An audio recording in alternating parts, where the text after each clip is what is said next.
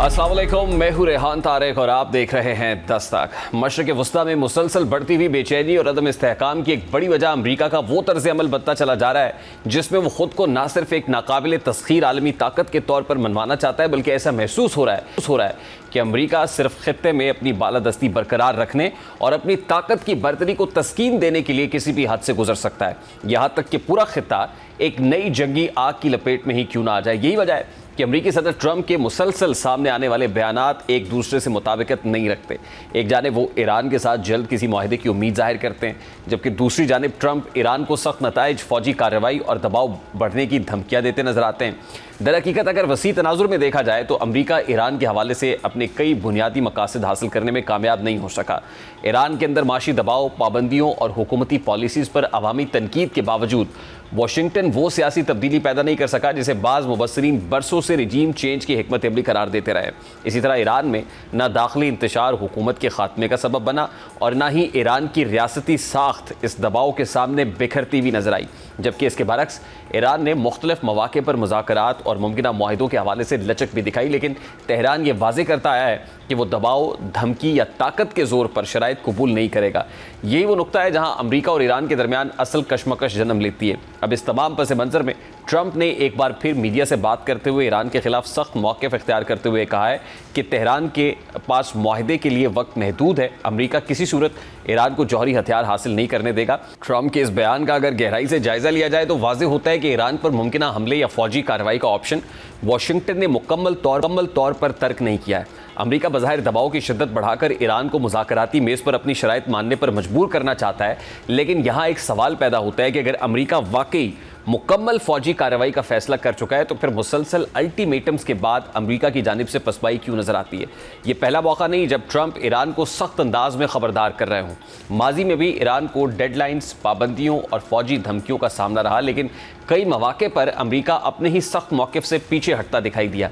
ये सूरत हाल एक अहम हकीकत की तरफ इशारा करती है कि सिर्फ ईरान ही नहीं, खुद वाशिंगटन भी बराह रास्त बड़े तसादुम के नताइज से मोहतात दिखाई देता है, क्योंकि ईरान पर अमरीकी हमला सिर्फ एक मुल्क के खिलाफ कार्रवाई नहीं होगी बल्कि पूरे मशरक़ वस्ता, तवानाई की तरसील, आलमी मईशत और अमरीका के इत्तेहादियों के लिए ख़तरात पैदा करने का बाइस भी बन सकता है। यही वजह है कि ट्रंप की जारहाना पॉलिसी पर इख्तलाफात सिर्फ बैरूनी सतह पर नहीं बल्कि अमरीका के अंदर भी मौजूद दिखाई देता है। इसकी एक ताज़ा मिसाल अमरीकी सेनेट में सामने आने वाली वो पेशरफ्त है जिसमें ईरान से मुतालिक सख्त पॉलिसीज़ और अस्करी दबाव के हवाले से एक मुख्तलिफ सोच सामने आई है। जैसा कि अमरीकी सेनेट ने ईरान की नाकाबंदी ख़त्म करने और फौजी इनखला से मुतालिक करारदाद मंजूर कर ली है और ये करारदाद 47 के मुकाबले में 50 वोटों से मंजूर हुई है, जबकि अब इस मामले पर अमरीकी ईवान नुमाइंदगान में वोटिंग भी मुतवक्के है। अब बज़ाहिर ये पेशरफ्त मामूली नहीं, अगर ईवान नुमाइंदगान भी इस करारदाद की हिमायत करता है तो इसके कई अहम असरात मुरतब हो सकते हैं। सबसे पहला असर ये होगा कि ईरान के हवाले से अमरीकी पॉलिसी के अंदर मौजूद इख्तलाफात मज़ीद वाज़ेह हो जाएंगे। दूसरा, ट्रंप इंतज़ामिया के लिए मुकम्मल जारहाना रास्ता इख्तियार करना सियासी तौर पर मुश्किल हो सकता है। और तीसरा, आलमी सतह पर यह तासुर मजबूत होगा कि अमरीका के अंदर ईरान के साथ मुस्तकिल तसादुम की बजाय सफारती हल की हिमायत करने वाली आवाज़ें मौजूद हैं। यहाँ एक और अहम सवाल पैदा होता है कि क्या अमरीकी सेनेट की ये करारदाद इस बात का सबूत है कि ट्रंप की ईरान मुखालिफ जारहाना हिकमत अमली पर वाशिंगटन के अंदर गहरे इख्तलाफात मौजूद हैं। तो इसका जवाब बड़ी हद तक हाँ में दिखाई देता है, क्योंकि अगर अमरीका के सियासी इदारों में मुकम्मल इत्तफाक मौजूद होता तो बार बार फौजी ऑप्शन और सिफारती रास्ते के दरमियान झूलती हिकमत अमली सामने ना आती। यही वजह है कि सख्त तरीन बयानात के बावजूद अमरीका ईरान पर मुकम्मल हमले से गुरेज करता दिखाई देता है। और इसी तनाजुर में अमरीकी नायब सदर JD वैंस का मौक़िफ़ भी तवज्जो तलब है, जो कई हवालों से निस्बतन मोहतात और सिफारती रास्ते के करीब महसूस होता है। जैसा कि JD वैंस गुफ्तगू में ये इंदिया दिया है कि अमरीका और ईरान के दरमियान मुज़ाकरात में पेशरफ्त हुई है, दोनों फरीकैन दोबारा फौजी कशीदगी नहीं चाहते और ऐसा लगता है कि ईरान किसी मुआहदे में दिलचस्पी रखता है। JD वैंस के इस बयान को देखा जाए तो जहाँ ट्रंप दबाव और धमकी की ज़बान इस्तेमाल करते हैं, वहीं अमरीकी नायब सदर मुज़ाकरात और मुमकिना समझौते की बात करते नजर आते हैं। इसका मुमकिना मतलब ये हो सकता है कि अमरीकी पॉलिसी के अंदर वो मुतवाज़ी सोचें मौजूद हैं। एक सोच दबाव की है, दूसरी सोच सिफारतकारी की है, और यही दोहरी सोच इस वक्त वाशिंगटन की ईरान पॉलिसी में नुमाया तौर पर महसूस होती है। यही वजह है कि ईरान और अमरीका के दरमियान मुमकिना मुआहदे की उम्मीद मुकम्मल तौर पर ख़त्म नहीं हुई, बल्कि पस पर्दा सिफारती कोशिशें जारी दिखाई देती हैं। और इस अमल में पाकिस्तान भी मुसलसल अपना किरदार अदा करने की कोशिश कर रहा है। जैसा कि गुज़श्ता दिनों पाकिस्तान के वज़ीर दाखिला मोहसिन नकवी ने ईरान का दौरा किया, जहाँ ईरानी क़यादत से मुलाकातों में खत्ते में कशीदगी कम करने, राब्तों को बरकरार रखने और अमन की कोशिशों पर जोर दिया गया। जबकि अब इतलात सामने आ रही हैं कि मोहसिन नकवी एक बार फिर तेहरान के दौरे पर मौजूद हैं, जहां उन्होंने पासदारान इनकलाब के commander in chief general Ahmad Vahidi समेत अहम शख्सियात से मुलाकातें की। पाकिस्तान की ये सफारती सरगर्मियाँ अहम है और इसलिए क्योंकि इस्लामाबाद एक ऐसे खत्ते में वाक़ है जहाँ ईरान, खलीजी ममालिक, चीन, अफगानिस्तान और अमरीका के मफादात एक दूसरे से जुड़े हुए हैं। पाकिस्तान बराह रास्त किसी नई इलाकाई जंग का मुतहम्मिल नहीं हो सकता, लिहाजा इस्लामाबाद की कोशिश यही दिखाई देती है कि खत्ते में दर्जा हरारत कम रखा जाए, मुज़ाकराती रास्ते खुले रखें और किसी मुमकिन तसादुम को रोका जा सके। लेकिन खत्ते में सिर्फ अमरीका और ईरान के मफादात ही नहीं बल्कि बड़ी आलमी ताकतों के माशी और स्ट्रेटेजिक मफादात भी जुड़े हुए हैं। यही वजह है कि रूसी सदर के दौरे चीन के मौका पर जारी मुश्तरका एलामिये में चीन और रूस ने मशरक़ वुस्ता में मुस्तकिल जंगबंदी का मुतालबा किया है। जारी एलामिये के मुताबिक चीन ने यह मौक़िफ़ अपनाया है कि मशरक़ वुस्ता में जंग रोकना वक्त की अहम ज़रूरत है, क्योंकि कशीदगी में इजाफा तवानाई की फराहमी आलमी तिजारत और माशी इस्तेहकाम को मुतासर कर सकता है। अब दोनों ममालिक का ये मुश्तरका मौक़िफ़ दरअसल सिर्फ इंसानी हमदर्दी नहीं बल्कि आलमी मफादात की अक्कासी भी करता है। चीन दुनिया की बड़ी तवानाई दरामद करने वाली मईशत है, जबकि रूस तवानाई की आलमी सियासत का अहम खिलाड़ी है। यही वजह है कि दोनों ममालिक के लिए मशरक़ वुस्ता में बड़ी जंग का मतलब तेल की कीमतों में इजाफा, सप्लाई चेन का मुतासर होना और आलमी मंडियों में गैर यकीनी सूरत हाल पैदा होना होगा। इसलिए चीन और रूस खत्ते में जंग बंदी को सिर्फ सियासी नहीं बल्कि माशी ज़रूरत भी समझते हैं। अब अगर इस पूरी सूरत हाल को देखा जाए तो एक हकीकत वाज़े होती है कि मशरक़ वुस्ता इस वक्त सिर्फ ईरान और अमरीका के दरमियान कशीदगी का मैदान नहीं बल्कि आलमी ताकतों के मफादात, सफारतकारी, तवानाई, तिजारत और जोग्राफियाई सियासत का मरकज़ बन चुका है। अमरीका दबाव बढ़ा रहा है लेकिन मुकम्मल तसादुम से गुरेज भी कर रहा है, जबकि दूसरी जानिब ईरान मज़ाहमत दिखाई दे रहा है मगर मुज़ाकरात का दरवाज़ा बंद नहीं कर रहा। अमरीका के अंदर इख्तलाफात नुमायाँ हैं, पाकिस्तान कशीदगी कम करने की कोशिश कर रहा है, जबकि चीन और रूस जंग बंदी पर जोर दे रहे हैं। इन तमाम अवामिल को सामने रखा जाए तो ये कहा जा सकता है कि खित्ता एक नाजुक मोड़ पर खड़ा है, जहाँ एक गलत फैसला जंग को हवा दे सकता है, जबकि एक कामयाब सफारती कदम पूरे खित्ते को नए तसादुम से बचा भी सकता है। अभी एक ब्रेक लेंगे और ब्रेक के बाद जब वापस आएंगे तो international relations expert doctor Shazia Cheema साहब हमें ज्वाइन करेंगे। ब्रेक के बाद हमारे साथ रहिए।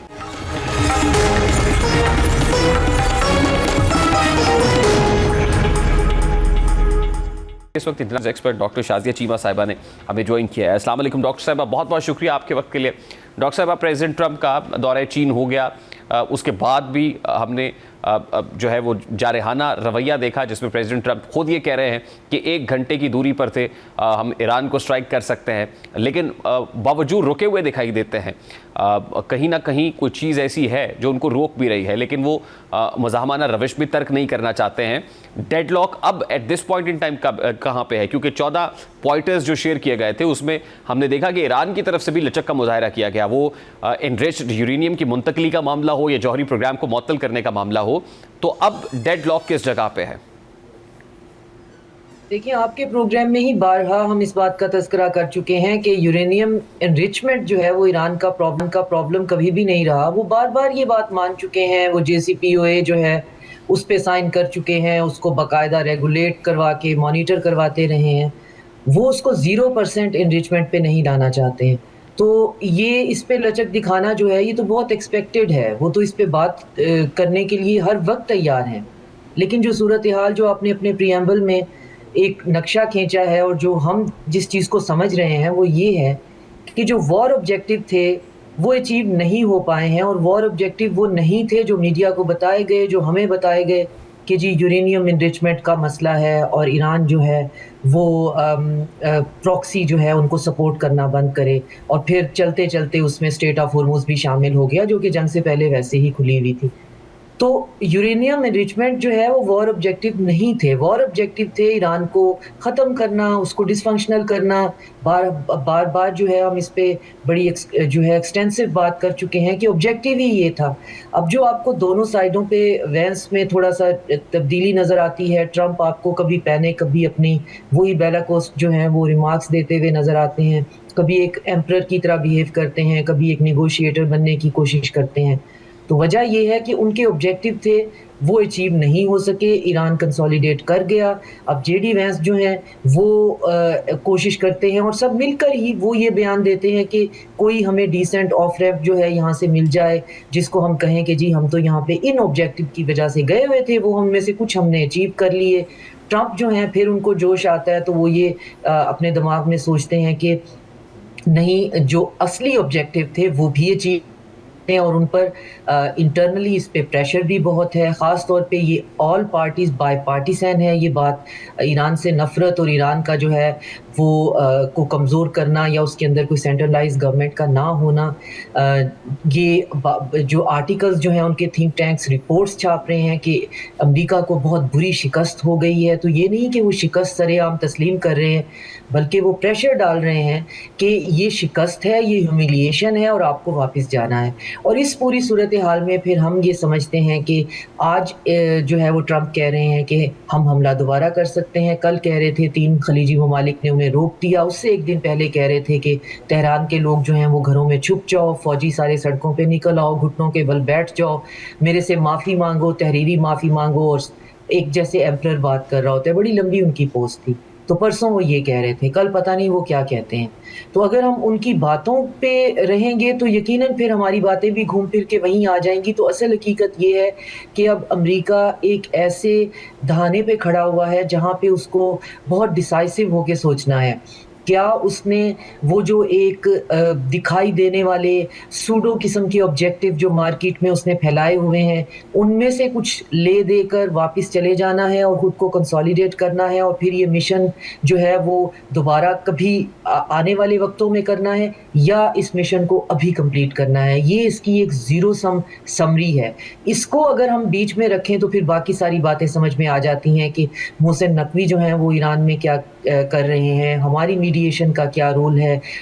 پوٹن اور ٹرمپ نے وہی بات جو آپ کے ہی پروگرام میں 4 سے زیادہ دفعہ میں کر چکی ہوں کہ سیکیورٹی ارینجمنٹ کی ہم بات کر رہے ہیں جس میں رشیا اور چائنا شامل ہے. تو پہلی دفعہ پبلکلی انہوں نے کہا ہے کہ اس ریجن کو ایک سیکیورٹی ارینجمنٹ چاہیے, جنگل کا قانون نہیں چل سکتا. اس سیکیورٹی ارینجمنٹ کی مطلب یہ نہیں ہوتا کہ آپ ایک دوسرے کے لیے تلواریں اٹھا کر کھڑے ہو جائیں گے. اس کا مطلب یہ ہوتا ہے کہ آپس کے جو آپ کی جو دشمنیاں ہیں, دوریاں ہیں, ان کو فنکشنل ریلیشنز میں بدلو. کیونکہ یہاں یہ اس خطے کے اندر یہ ایک ایسا رچ خطہ ہے, یہاں پہ ملٹیپل سیولائزیشنل سٹیٹس ہیں. تو جو نفرتیں ہیں, جو رنجشیں ہیں, وہ 1-2 سال پرانی بھی نہیں ہیں. وہ بعض اوقات سیولائزیشنل, بعض اوقات ملینیا سے بھی پرانی ہیں, لنگوسٹک ہیں, ایتھنک ہیں, سیکٹیرین ہیں. تو ان کو رکھ لو, نہیں وہ ختم ہو سکتی. جنریشنل وہ تو آپ کا جو ہے وہ کلیکٹیو کانشیسنس کا حصہ بن گئی ہوئی ہیں, فوک وزڈم کا حصہ ہیں. تو فنکشنل ریلیشن بنانے کے لیے پہلی دفعہ جو ہے وہ ٹرمپ, پوٹن نے اور زی نے جو ہے وہ کھل کر اس دفعہ کے دورے پہ یہ انڈیا بھی دے دیا ہے کہ ایسا کچھ ہو رہا ہے. اور یہی ہم بات کرتے ہیں کہ ایسا ہونے کے لیے جو فور رنر کے طور پہ جو ملک کردار ادا کر رہا ہے وہ اسلام آباد ہے. وہ اسلام آباد میں اس کا پریکرسر جو ہے وہ طے ہو رہا ہے. تو اور پھر جنگ کا طبل جو ہے وہ بہرحال موجود ہے اور اس کو ہم بالکل نظر انداز نہیں کر سکتے. ہم یہ نہیں سمجھ سکتے کہ یہ وار مونگرنگ کر رہے ہیں, یہ جنگ نہیں کریں گے. ان کے پاس جنگ کے علاوہ اور کوئی آپشن بچتی نہیں ہے. یہ اگر یہاں سے بات کرتے ہیں یورینیم کی, تو اسرائیلی لابی جو ہے خاص طور پہ جو کنٹرول کرتی ہے ان کو, وہ نہیں مانیں گے اس چیز پہ. انریچمنٹ جو ہے وہ تو پرابلم ہی نہیں تھا. مسقط میں 0% پہ ایران آیا ہوا تھا, اس سے اگلے دن اس پہ اٹیک ہو گیا تھا. تو اسٹیٹ آف ہرمز پہ کوئی سنڈیکیٹ یا کنسورشیم بنانے کی بات ہے تو یہ بھی بالکل نہیں مانا جائے گا. تو اب اس میں سے مڈل گراؤنڈ کیا ڈھونڈا جائے, کس چیز کو, 14 پوائنٹ ہیں, 15 ہیں, 20 ہیں, 25 ہیں, کون سی چیز ہے جس کو فتح کے چورن کے طور پہ بیچا جا سکتا ہے. اور ریپبلکن میں اور ڈیموکریٹس دونوں میں, کیونکہ ایران کی نفرت بھی دونوں میں ہے اور جو زائنسٹ پیسہ ہے ٹریلینز کے حساب سے وہ بھی دونوں طرف ہے. تو یہ چیزیں جو ہیں یہ دونوں پارٹیز میں ایک جیسی ہیں اور ایک جیسے ہی ان کے خیالات ہیں. اور اس کو پریشرائز کرنے کے لیے انہوں نے اب باقی اور جگہوں پہ جو ہے وہ پریشرائز چائنا اور رشیا کو کرنا شروع کر دی ہے. یوکرین جو ہے اس کے اندر, روس کے اندر ڈیپ رشیا میں, ماسکو میں جو ہے وہ حملے جو ہیں وہ ان کی شدت میں اضافہ ہو گیا ہے. نیٹو نے باقاعدہ جو ہے اس کا اندیہ دینا شروع کر دیا ہے کہ ہو سکتا ہے ہم مل کر روس پہ حملہ کر دیں. تو رشین جو ہیں وہ اس کے جواب میں جو ہے نیبکوو اور ان کے جو اسپوکس پرسن ہیں پوٹن کے, پیسکوو, انہوں نے کہا ہے کہ ہم کائنڈ میں ریٹیلیٹ کریں گے اور ہم نیٹو کو جواب دیں گے. تو اس کا مطلب ہے روس اور یورپ کے درمیان جنگ ہونے لگی ہے. ساحل کا پورا ریجن جو ہے افریقہ میں وہ آگ میں جھلس رہا ہے. وہاں پہ چائنیز انٹرسٹ اور رشین جو ہے وہ पैरेलल आर्मी वागनर और अमेरिकन बैक मिलिटेंट जो हैं वो घमसान की उनके अंदर नाइजर बर्किना फासो और माली के अंदर जो है वो लड़ रहे हैं आपस में। तो एक तो जंग का जो है वो फैलाव इन्होंने बढ़ा दिया है प्रेशराइज करने के लिए कि किसी ना किसी तरीके से चाइना और रशिया को इतना इंगेज कर दिया जाए कि ये जो यहाँ पे एक रेसिपी पक रही है सिक्योरिटी अरेंजमेंट की, जिसके लिए अल्टीमेटली या तो हमें रिकैलिब्रेट करना होगा या इनके साथ इंटीग्रेट करना होगा, तो हमारी हेजमनी क्वेश्चन हो जाएगी, वो हमने नहीं करना।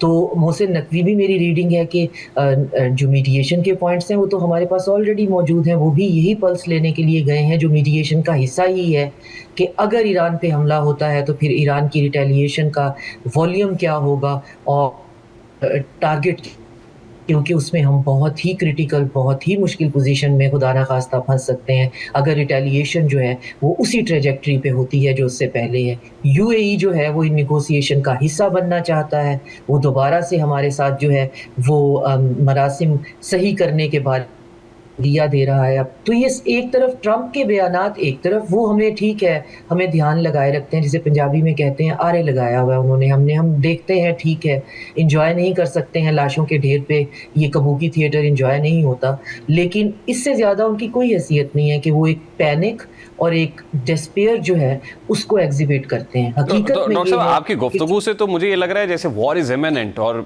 जो अमेरिका या प्रेसिडेंट ट्रंप इंडीड सोचे बैठे हुए हैं वो करेंगे, वो फ्रस्ट्रेशन में करें, डेस्परेशन में करें, जो भी है। और फिर रीसेंट जो स्टेटमेंट उन्होंने दिया कि नेतन्याहू जैसे कहेंगे वैसे अमेरिका करेगा, ये स्टेटमेंट भी बड़ा मानीखेज है। बिल्कुल, और ये अपनी उस लॉबी को खुश करने के लिए रिसेंटली आप देखें टॉमस मैसी जो है वो इलेक्शन कैसे जीते हैं, उनके जो अपोनेंट थे उन्होंने अपनी पूरी कैंपेन इस स्लोगन पे की हुई थी कि मैं एपेक्स से पैसे नहीं लेता। 90% उनका पोलिंग जो रेशो थी उनकी पॉपुलैरिटी थी, वो एकदम से डंप करती है 40% पे। और थॉमस मैसी आपको हर जगह पे वो ट्रिलियंस ऑफ डॉलर की जो है वो ज़ायनिस्ट लॉबी और एपेक की फंडिंग के साथ आपको वहाँ भी दिखाई देते हैं। तो हम ये नहीं कह सकते कि गज़ा के जेनोसाइड ने पब्लिक ओपिनियन को चेंज किया है, लेकिन वो टेक जायंट्स जो हैं, वो बैंकर फैमिलीज़, वो ओलिगार्क्स, वो सिलिकॉन वैली के मालिक, वो तो वहीं अपनी जगह मौजूद हैं और उनकी जो ताकत है वो अवाम की ताकत बहरहाल बहुत ज़्यादा होगी, लेकिन अवाम के सेंटिमेंट अभी भी उस तरह से खड़े नहीं हो पा रहे हैं। वोट चोरी होने वाली बात है ना कि एक ऐसा कैंडिडेट जो पॉपुलर नहीं है एक स्टेट के अंदर, आप उसे 90% पॉपुलैरिटी दे दें। तो यही आप देखें कि ट्रंप भी यही कह रहे हैं कि नेतन्याहू जो है वो जो कहेगा, और नेतन्याहू जो है उसकी तोपों का रुख जो है उसने अपने इंटरव्यूज़ में पाकिस्तान और चाइना की तरफ किया हुआ है। वो दोनों से अब खुलकर कहने लगा है कि जो जितनी नफरत ब्रॉडर वेस्ट में इसराइल के खिलाफ है गोरे दिमागों में, उसके ताने बाने पाकिस्तान में मौजूद बेसमेंट से मिलते हैं। अगर हम इतने ही हमारे बॉट्स और हम इतना ही पैसा लगा सकते हो तो हम ख़ास तौर पे अपने लिए लॉबिंग करें ना। हम एक स्ट्रगलिंग पावर हैं, हम एक मिडल पावर हैं। मेरे पास एक वाकया है, मैं एक इंटरव्यू देने गई थी तो मैंने उन्हें कहा कि जी मैं पाकिस्तान में PhD करके आ गई हूँ, नैरेटिव कंस्ट्रक्शन मेरा जो है वो काम है। तो उन्होंने कहा आप फिर अपना थिंक टैंक बना लें। तो अभी तो हमारा उनका हमारे से रिजेंटमेंट बनती नहीं है, लेकिन बात हम ये कर रहे थे कि वो हमारी तरफ इशारा करके, और ख़ास तौर पे UAE का अब ये कहना कि वो पाकिस्तान से जो है उसने जो 40,000 बंदे भेजे हैं और साथ में हमसे जो उधार वापस मांगा है, जिसको हमने बड़े सलीके से कहा, हमने डिप्लोमेटिकली कोई इशू नहीं बनाया, बात की होगी तो मैंने और आपने की होगी, स्टेट लेवल पे कोई बयान नहीं आया। तो अब वो कह रहे हैं जी कि हम पलट के देखना चाहते हैं, हम इस मसले का कोई हल चाहते हैं। तो अब जो 4-5 टूटी फूटी सी सूडो किस्म की जो हैज़र्ड में क्रिएट हुई हुई हाफ कुक शराइत हैं, जो मान भी ली जाएं तो भी ईरान पे हमला होना है, जो ना मान ली जाएं तो भी ईरान पे हमला होना है। तो अब बात सिर्फ आ जाके यहीं पे तय है कि अगर ईरान पे हमला होता है इंटेंसिटी का होता है, और क्या उसके बाद ईरान जो है वो रिटेलिएशन की कैपेसिटी रखता है या नहीं रखता है। अगर रखता है तो फिर ये जंग जो है वो बहुत फैल जाएगी, और फैल जाने से फिर ये होगा कि चाइना और रशिया जो हैं वो अपनी बैकडोर सपोर्ट तो रखेंगे, इंटरवीन बिल्कुल नहीं करेंगे। अगर आपका दुश्मन जो है वो गलतियां कर रहा हो तो सुन त्जू का कहना है उसे गलतियां करते रहने देना चाहिए। तो वो तो बिल्कुल इंटरवीन नहीं करेंगे। तो आग में झोंके जाएंगे हम, اور اکانومی جو ہے وہ برباد ہو نہیں، جائے لیکن ڈاکٹر صاحب تو یہ چائنا اور ساری رشیا کے سٹیکس اٹ سیلف بھی تو ہائی ہیں، تو ابھی تک تو بیک ڈور سپورٹ ہی ہے، خاموشی سے جو وہ کر سکتے ہیں کر رہے ہیں، اور ابھی بھی بڑی سین وائسز ہیں چائنا سے بھی رشیا سے بھی جو چاہتے ہیں کہ خطے کے اندر اس طرح سے یہ تھمے معاملات بہتر ہوں. تو اگر اس سٹیج تک معاملہ آ جاتا ہے تو اس وقت بھی آپ کو لگتا ہے یہ خاموشی رہیں گے یا پھر practically they will have to jump in? Practically بالکل نہیں کریں گے. میکسیمم رشیا جو ہے وہ ہتھیار اور بھجوا دے گا. چائنا جو ہے، چائنا کی نان انٹرونشنسٹ پالیسی ہے، اور اگر ان کی آپ ہسٹری دیکھیں تو وہ نہیں جنگوں میں وہ نہیں کودتے ہیں، وہ جنگ میں نہیں کودیں گے. اور یہی سب سے بڑا ہم گلوبل ساؤتھ کے لوگوں کا مسئلہ ہے کہ جن کو عادت ہوتی ہے کہ اگر ایک گاؤں کا چودھری نہیں ہے تو پھر دوسرا ہوگا، ورنہ ہمارا کیا بنے گا. تو ہم پھر اس کو اس پہ ٹرانسلیٹ بھی کرتے ہیں کہ چائنا انٹروین کیوں نہیں کر رہا، چائنا کیوں کود نہیں پڑ رہا. نہیں، چائنا کبھی بھی نہیں آئے گا ملیٹریلی ایران کو سپورٹ کرنے. بیہائنڈ جو ہے وہ کرتا رہے گا، بیہائنڈ دا سین اس کی اب بھی بہت سپورٹ ہے، اور پریشرائز بھی کرتا رہے گا. لیکن اور جہاں تک یہ بات ہے کہ اکانومی پہ فرق پڑے گا، اکانومی پہ فرق چائنا کا میرا نہیں خیال کہ اتنا زیادہ پڑے گا جتنی انہوں نے ہولڈنگ کر لی ہوئی ہے. وہ کہہ رہے ہیں جی ہم نے 5 سال کا جو سامان ہے وہ نکال دیا ہوگا اور 5 سال کا ہولڈ کر کے رکھا بھی ہوگا. بالکل صحیح. ڈاکٹر صاحب قطع کلامی کے لیے معذرت، مجھے بریک لینے کا کہا جا رہا ہے. I'll have to wind it up here. بہت بہت شکریہ. ڈاکٹر شازیہ چیمہ صاحبہ ہمارے ساتھ موجود تھی. Let's take a very quick short break. Break کے بعد واپس آتے ہیں.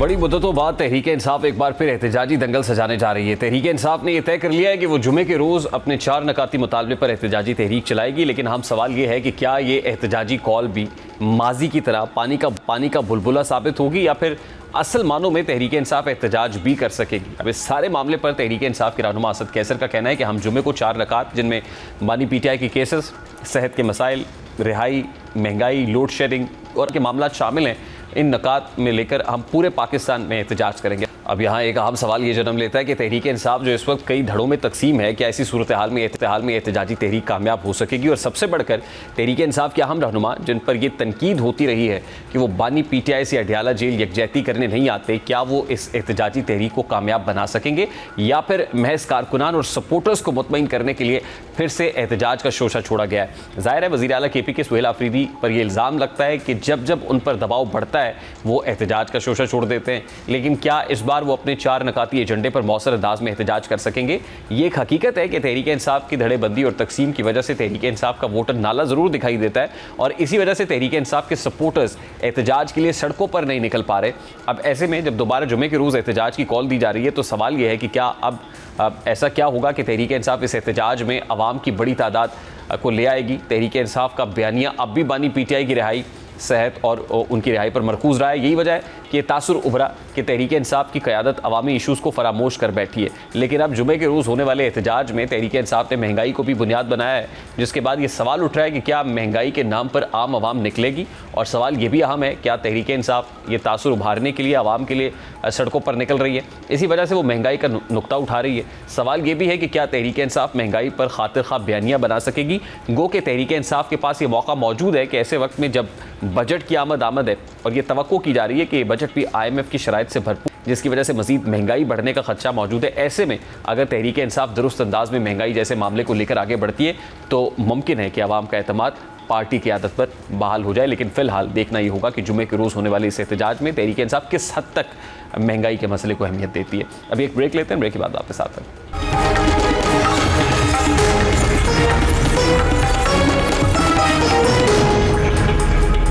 ملک میں بجلی کے صارفین سے متعلق ایک اہم بحث اس وقت زیر گردش ہے، جس میں یہ تاثر سامنے آیا ہے کہ حکومت 200 یونٹس تک بجلی استعمال کرنے والے صارفین کے لیے دی جانے والی سبسڈی ختم کرنے جا رہی ہے. ذرائع کے مطابق ابتدائی طور پر یہ اطلاعات سامنے آئیں کہ وزارت توانائی اس حوالے سے ایک ایسی تجویز پر غور کر رہی ہے جس کے تحت کم بجلی استعمال کرنے والے گھریلو صارفین کو ملنے والا ماہانہ ریلیف یا تو محدود کیا جائے گا یا پھر مکمل طور پر اس کو ختم کر دیا جائے گا. ان ذرائع کا یہ بھی کہنا ہے کہ اس اقدام کا مقصد بجلی کے شعبے میں بڑھتے ہوئے مالی خسارے کو کم کرنا اور سبسڈی کے غلط استعمال کو روکنا ہے. ذرائع کے مطابق موجودہ نظام میں بعض صارفین ایک ہی گھر میں ایک سے زائد میٹر استعمال کر رہے ہیں یا پھر سولر سسٹم کے ساتھ ساتھ روایتی گرڈ سے بھی سبسڈی حاصل کر رہے ہیں، جس سے ریاستی خزانے پر اضافی بوجھ پڑ رہا ہے۔ اسی وجہ سے تمام ڈسٹریبیوشن کمپنیز کو ہدایت دی گئی ہے کہ وہ ایسے تفصیلی جانچ پڑتال شروع کریں جو مختلف طریقوں سے سبسڈی کے دائرے میں آ کر فائدہ حاصل کر رہے ہیں۔ اس کے علاوہ QR کوڈ سسٹم کے ذریعے بھی صارفین کے ڈیٹا کی تصدیق کا عمل شروع کیا جائے گا تاکہ بجلی کے استعمال اور سبسڈی کے حقداروں کو اور ان کی درست شناخت کی جا سکے، اور ذرائع کے مطابق اگر 200 یونٹس تک سبسڈی ختم کی جاتی ہے تو اس کے نتیجے میں عام گھریلو صارفین کے بلز میں نمایاں اضافہ ہو سکتا ہے۔ ایک اندازے کے مطابق جو صارفین اس وقت تقریباً 2000 روپے ماہانہ بل ادا کر رہے ہیں، سبسڈی ختم ہونے کی صورت میں ان کا بل بڑھ کر 6 سے 7000 روپے تک بھی جا سکتا ہے۔ اسی طرح وہ صارفین جو محدود آمدنی میں گزارا کر رہے ہیں ان کے لیے یہ تبدیلی ایک بڑا مالی دباؤ بن سکتی ہے، لیکن دلچسپ بات یہ ہے کہ وزارت توانائی کے ترجمان نے ان تمام خبروں کی سختی سے تردید کرتے ہوئے واضح کیا ہے کہ حکومت کے زیر غور ایسی کوئی تجویز نہیں جس کے تحت 200 یونٹس تک بجلی استعمال کرنے والے صارفین کی سبسڈی ختم کی جائے، اور نہ ہی ایک گھر میں ایک سے زائد میٹر ہونے کی بنیاد پر کسی صارف کی سبسڈی روکنے کا کوئی فیصلہ کیا گیا ہے۔ وزارت توانائی کے مطابق بجلی کے بلز پر QR کوڈ صرف ایک معلوماتی سہولت کے طور پر متعارف کرایا گیا ہے، جس کا مقصد صارفین کو ان کے بل، سبسڈی اور استعمال کی تفصیلات تک آسانی فراہم کی جا سکے تاکہ شفافیت کو بہتر بنایا جا سکے اور صارف خود یہ جان سکے کہ اسے کس مد میں کتنا ریلیف دیا جا رہا ہے۔ ترجمان نے مزید یہ بھی واضح کیا ہے کہ اگر کسی گھر میں مختلف حصے ہیں یا بھائی الگ الگ یونٹس میں رہائش پذیر ہیں تو ایسی صورت میں بھی سبسڈی ختم کرنے یا محدود کرنے کا کوئی فیصلہ زیر غور نہیں ہے۔ اب مجموعی طور پر اس ساری صورتحال سے یہ بات سامنے آتی ہے کہ اس معاملے پر ابھی صورتحال واضح نہیں ہے اور اس حوالے سے فقط قیاس آرائیاں اور کی جا رہی ہیں، محض افواہ ہی گرم ہے۔ پروگرام کے وقت اپنے اختتام کو پہنچے، آپ سے ملاقات ہوگی انشاءاللہ، کل اپنا رکھیے خیال۔ اللہ حافظ۔